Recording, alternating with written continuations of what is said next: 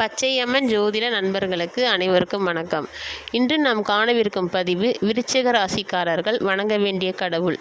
இந்த விருச்சிக ராசியில் பார்த்தீங்கன்னா விசாக நட்சத்திரம் 4ஆம் பாதமும் அனுஷம் நட்சத்திரம் 4 பாதங்களும் கேட்டை நட்சத்திரம் 4 பாதங்களும் இருக்குது. இப்போ விருச்சிக ராசியில் விசாக நட்சத்திரம் 4ஆம் பாதம் வணங்க வேண்டிய கடவுள் என்னன்னு பார்த்தீங்கன்னா குரு பகவான், சிவபெருமான், இந்த 2 தெய்வங்களையும் நம்ம வணங்கி வழிபடணும். அவங்களுக்கு பிடித்தமான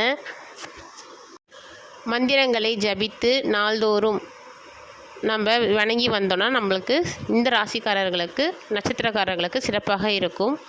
அடுத்து பார்த்திங்கன்னா அனுஷ நட்சத்திரக்காரர்கள் வணங்க வேண்டிய கடவுள்னு பார்த்திங்கன்னா திருநின்றியூர், அதாவது நாகப்பட்டினம் அருகில் உள்ள திருநின்றியூர் மகாலட்சுமி ஈஸ்வரர் கோவில் இருக்குது. இந்த கோவிலுக்கு சென்று அனுஷ நட்சத்திரக்காரர்கள் வழிபாடு செய்து வந்தால் மிகவும் உகந்ததாக இருக்கும். அடுத்தது ஆஞ்சநேயர். ஏன்னா சனியின் ஆதிக்கம் அதிகமாக இருக்கிறதுனால, அதிதேவதையாகவும் இருக்கிறதுனால இந்த ஆஞ்சநேயரை நம்ம வணங்கி வரணும்.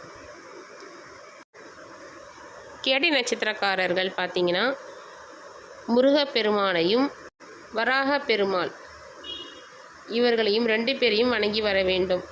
இவங்களுக்கு இந்த கடவுளை வணங்கி வரதுனால என்ன மாதிரி பலன் பார்த்தீங்கன்னா வாழ்க்கையில் நன்மைகளும் வெற்றிகளும் கிடைக்கும் என்பது ஊர்ஜிதமான உண்மை. விஷ்ணு பெருமானையும் வணங்கி வரலாம்.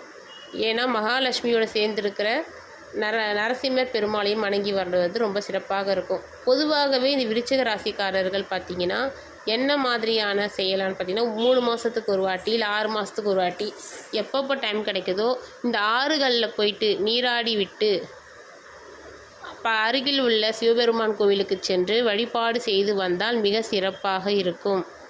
அதே மாதிரி இந்த ராசியில் சந்திர நீச்சம் ஆகிறதுனால அம்பாளை நம்ம அனுதினமும் வணங்கி வருவது மிக சிறப்பாக இருக்கும். அல்லது இந்த அமாவாசை 3ஆம் நாள் சந்திர தரிசனம் செய்து வருவது மிக சிறப்பாக இருக்கும். இவங்களுக்கு அடிக்கடி உடல் உபாதை ஏற்பட்டு கொண்டே தான் இருக்கும். இந்த விருச்சிக ராசியில் பிறந்தவங்களுக்கு மனம் குழப்பம், தெளிவாகவே எதுவுமே எடுக்க முடியாது. ஒரு முடிவு எடுப்பாங்க, உடனே அடுத்தடுத்து குழப்பம் ஏற்படுத்திக்கிட்டே இருப்பாங்க. யாருமே இவங்களை குழப்ப வேணாம், இவங்களே குழப்பிப்பாங்க. அதேமாதிரி தன்மை உள்ளவர்கள் இந்த ஜாதகர்கள். அதனால் அம்பாளை தரிசனம் செய்வது மிக சிறப்பு. சிவபெருமான் கோவிலில் உள்ள அம்பாளையும் லக்ஷ்மி நரசிம்மர் அவரையும் அம்பாளையும் வணங்கி வந்தால் மிக சிறப்பாக இருக்கும்.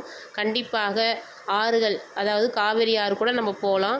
அதேமாரி ஆறுகளில் போயிட்டு புனித நீராடி விட்டு அடிக்கடி போனால் நான் சிறப்பாக இருக்கும். தூரமாக இருக்கிறவங்க 6 மாதத்துக்கு ஒரு தடவை இல்லைன்னா வருடத்திற்கு ஒரு முறையாவது சென்று நாம் நீராடி விட்டு அருகில் உள்ள சிவபெருமானை தரிசனம் நிச்சயமாக செய்யுங்கள். இந்த விருச்சிக ராசிக்காரர்களுக்கு மிக மிக உகந்த பரிகாரமே ஆகும். நன்றி, வணக்கம். உங்கள் ஜோதிடர் கவிதா.